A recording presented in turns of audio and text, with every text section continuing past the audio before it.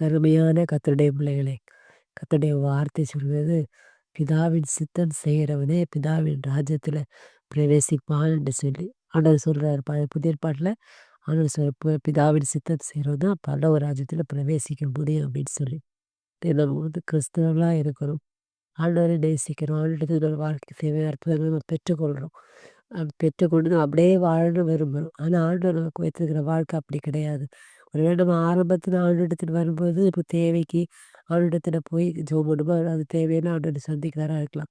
அதே அதே நம்முடைய கிறிஸ்தவ வாழ்க்கை நம்ம அடையக்கூடாது. ஆண்டவர் நமக்கு தர தர விரும்புகிற கிறிஸ்தவ வாழ்க்கை அது இல்ல. நம்மள குறித்து ஆண்டவருக்கு ஒரு பிளான் இருக்கும். ஒவ்வொரு ஆண்டுடைய பிள்ளைகளை குறித்து ஆண்டவர் ஒரு மகிமையான திட்டத்தை வச்சிருப்பார். அது நாம நினைக்கிற மாதிரி இல்ல. ஆண்டவருடைய வசனம் சொல்லுது, "உங்கள் நினைவுகளை காட்டிலும் என் நினைவுகள் மிகவும் உயர்வானது. வானத்திலிருந்து பூமியிலிருந்து வானம் எவ்வளோ உயர்வா இருக்குதோ, அதுபோல உங்கள் நினைவை காட்டிலும் உங்களை குறித்து என் நினைவு உயர்வா இருக்கு" அப்படின்னு சொல்றாரு. அதுபோல பெரிய திட்டங்கள் ஆண்டவர் நம்ம ஒவ்வொன்றையும் குறிச்சு வச்சிருக்கிறார். நாம அதை தெரிந்து கொள்ள முயற்சிப்பதே இல்லை. நமக்கு நம்ம உலகத்தில் உள்ள நம்முடைய தேவைகள்லாம் பூர்த்தி ஆகணும். அது நம்முடைய விருப்பத்தை ஆண்டவர் நிறைவேற்றணும் அப்படின்னு நம்ம நினைச்சிட்டு இருப்போம். இல்ல. அது வந்து ஆரம்பத்துல அதெல்லாம் நமக்கு ஆரம்ப நாட்கள்ல அன்று அறியாத நாட்கள்ல கர்த்தர் வந்து ஜெபத்தை எல்லாம் கேட்டு அதுக்கு அற்புதம் செய்வார். போக போக அவர் நம்ம தெய்வத்தை அறிகிற அறிவுல வளரணும். தேவ திட்டத்தை அறிந்து கொள்ளணும்னு அவர் விரும்புவார். அப்படி நம்ம ஆண்டு அறிந்து கொள்ளும் பொழுது, தேவ திட்டத்தை இப்படி நம்மளை குறித்து தேவனுக்கு ஒரு திட்டம்னு என்ன அறிந்து கொண்டு, அதன்படி நம்ம வந்து தேவனை தேடுகிற பொழுது, ஆண்டவர் வந்து அதெல்லாம் வெளிப்படுத்துவார் நமக்கு. அதெல்லாம் நம்ம அறிந்து கர்த்தருக்கு பிரியமாய் வாழ வேணும் அப்படின்னு சொல்லி தான் ஆண்டவர் ஒரு ஏனோ தானோன்னு கிறிஸ்தவ வாழ்க்கை வாழாம, ஆண்டவர் என்ன விரும்புறாங்க, அந்த பிளான் படி நம்ம வாழணும் அப்படின்னு தான் ஆண்டவர் விரும்புறார். நம்ம வந்து தேவ சமூகத்துல ஜெபம் பண்ணும்பொழுது, ஆண்டவரே என்ன குறித்து உம்முடைய சித்தம் என்ன? நம்ம கேட்கிற பொழுது ஆண்டவர் அதை வெளிப்படுத்துவார். நம்ம கேட்காம ஆண்டவர் வெளிப்படுத்த மாட்டார். ஒவ்வொரு ஆண்டுடைய பிள்ளைகளும் அவருடைய கேட்கிற பொழுது கர்த்தர் அந்த திட்டத்தை வெளிப்படுத்தி, அவங்க அதை எப்படி செய்யணும்லாம் சொல்லி அவர் நடத்துவார்.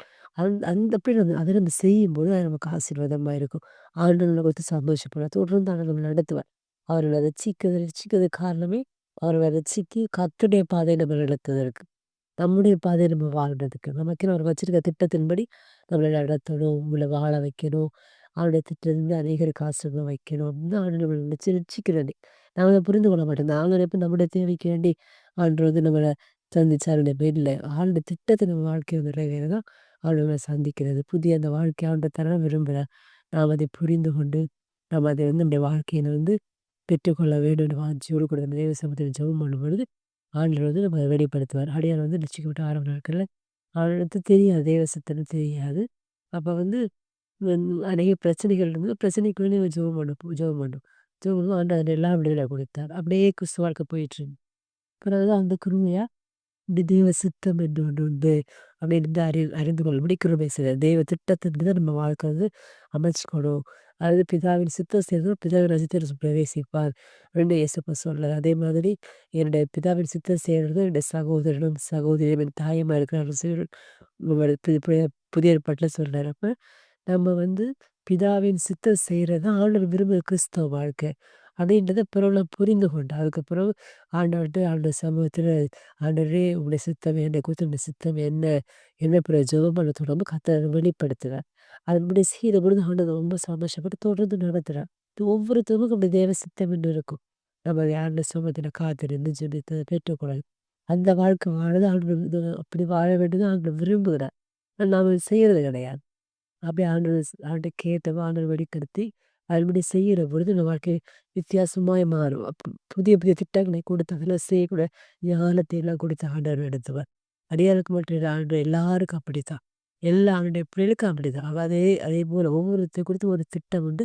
அதன்படி ஆண்டவர் நடத்த வேண்டும் என்று விரும்புவார். இதுக்கே கருமையான கத்துட்டு நீங்களும் அ தேவைக்காக ஆண்டுட்ட வந்து ஜெபமா அற்புதத்த பெற்றிருப்பீங்க. என்னைக்கும் அப்படியே இருக்காம, என்ன குறிச்சு அவருடைய திட்டம் என்ன, பிளான் என்னன்னு கேட்டு, அது அவருடைய சொந்தம் கேட்கும்போது ஆண்டவர் அழகா வெளிப்படுத்துவார். அது நம்ம கேட்காம சொல்ல மாட்டார். அப்ப கேட்டு அதன்படி வாழ ஒப்பு கொடுத்து அதன்படி எல்லாம் நம்ம செய்கிற பொழுது, வாழ வந்து உங்களையும் ஆசீர்வதித்து அநேகருக்கு ஆசீர்வாதம் வைப்பார். அநேக கிறிஸ்துவ அறிந்து கொள்றது இல்ல. இது ஒரு சிலர் தான் அத அறிந்து கொள்றாங்க. எல்லாரும் தேவைக்கு வேண்டி குடும்ப தேவைக்கு, பிள்ளையுடைய படிப்பு, பிள்ளையுடைய வாழ்க்கை இதுக்காகவே ஆண்டவர தேடுறவங்களா இருக்கிறாங்க.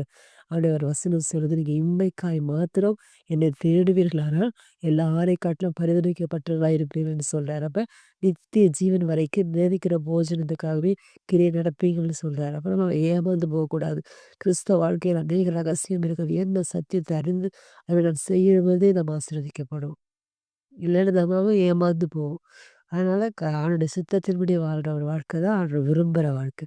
அவருடைய சித்தத்தை யாரு கேட்டு அறிந்து அதன்படி வாழும்பொழுது, அவர் உங்களை ஆசீர்வதித்து அநேகருக்கு ஆசீர்வாதம் வைப்பார்.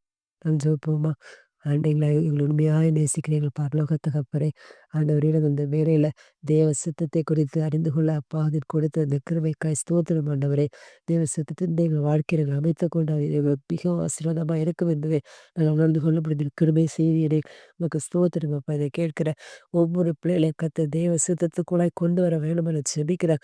வேணும் தானம் என்று வெறுமனே வாழாதபடிக்கு அப்பாவுடைய மகிமையான தெய்வ திட்டத்துக்குள்ள அதை கேட்கிற ஒவ்வொரு பிள்ளைகளும் தெய்வ திட்டத்துக்குள்ள வந்து அந்த மகிமையான தெய்வ திட்டத்தை நிறைவேற்றி கர்த்தரோடு கூட நிறைவேற்றி அப்பா கர்த்தர் எல்லா ஆசீர்வாதங்களையும் பெற்று ஆண்டவரே தெய்வ திட்டத்தின்படி ஆண்டவர் கொடுக்குற ஆவிக்குரிய ஆசீர்வாதம் தெய்வ திட்டத்தின்படி ஆண்டவர் கொடுக்குற உலக ஆசீர்வாதம் எல்லாத்தையும் பெற்று ஆண்டவரே அவர்கள் ஆசிரிக்கப்படுவது மாத்திரமல்ல இயேசுப்பா அநேகருக்கு ஆசீர்வாதமா இருக்கும்படிக்கு ஜெபிக்கிறேன் ஆண்டவரே.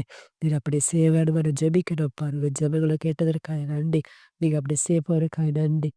அன்பு ரட்சகர் இயேசு கிறிஸ்துவின் நாமத்தின் பேரில் ஜெபம் கேட்கும் எங்கள் ஜீவனுள்ள நல்ல பரலோக பிதாவே. ஆமென்.